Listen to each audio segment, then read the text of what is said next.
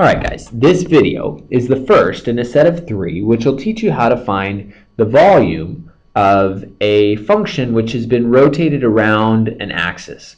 Okay, most of the ones I'm going to be doing will be rotating around the x-axis, but keep in mind this can be done for the y-axis as well.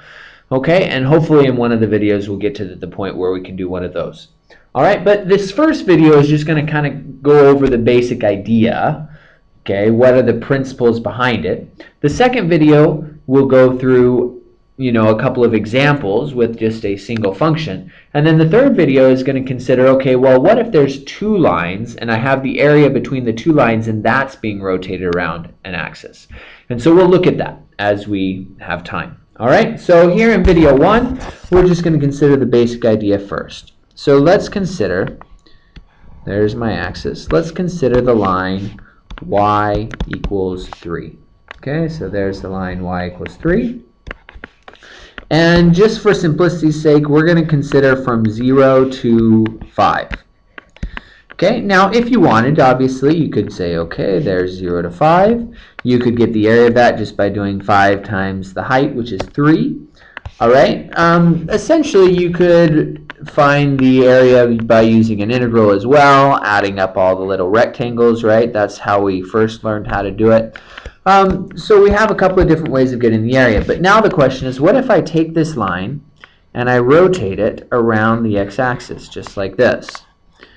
Okay, and if I rotate it around the x-axis, then essentially I'm going to get a cylinder.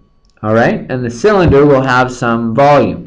Now, you should know that volume of a cylinder is the area of the base, which is pi r squared, times the height then of your cylinder, so pi r squared h. Now, in this specific situation, we could say that equals pi times the radius of the circle being the height right here, so that's 3. So 3 squared, and then the height of your cylinder is from 0 to 5, which is 5.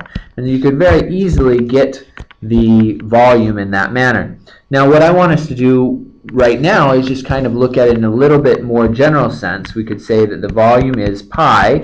Now instead of 3, just note that the height of your cylinder right here is f of x. And so f of x squared, and then, sorry, that would be the radius.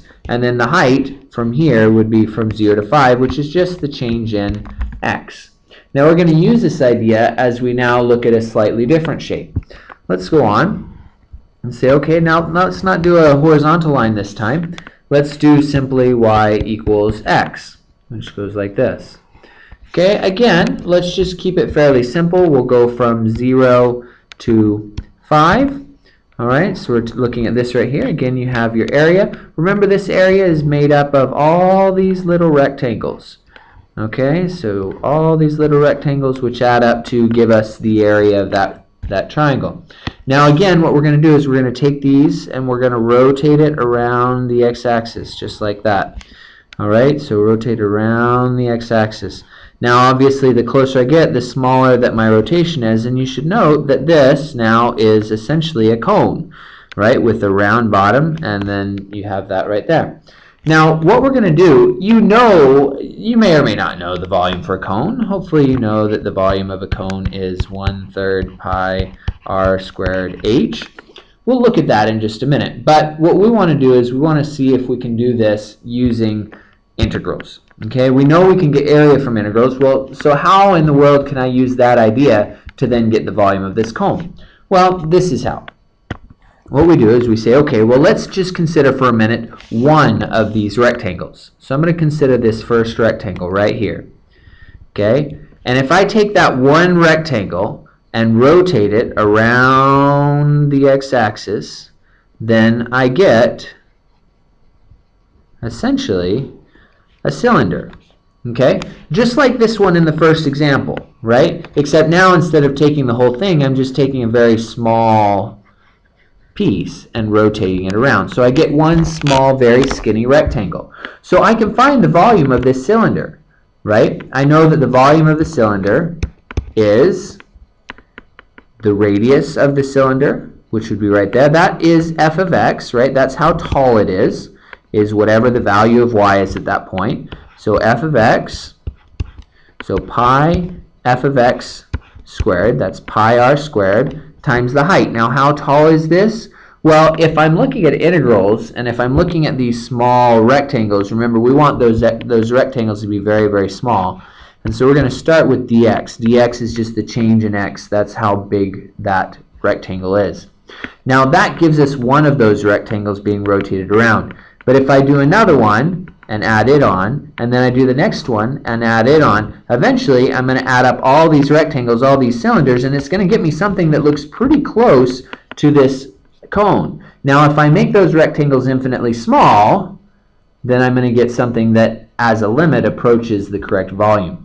Now to add all those up, what do? Well, we do the integral from whatever the first value is to whatever the last value is, and so that will then allow us to get the area.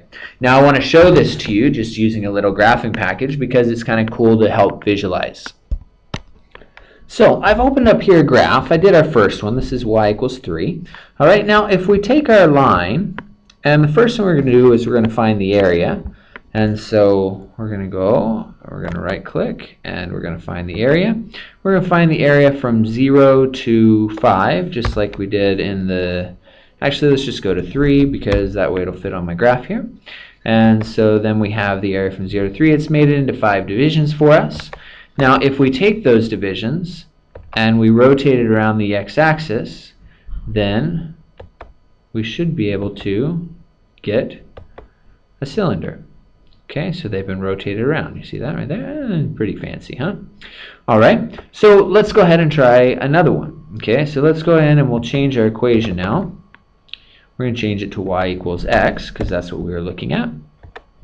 So I got y equals x. Note that I've got my rectangles. They've already been rotated around for us.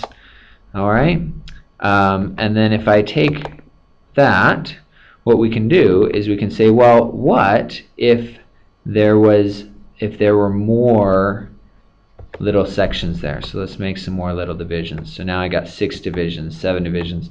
So as you make more and more rectangles, as you make the rectangles smaller and smaller, you see you get closer and closer to what the actual volume should be.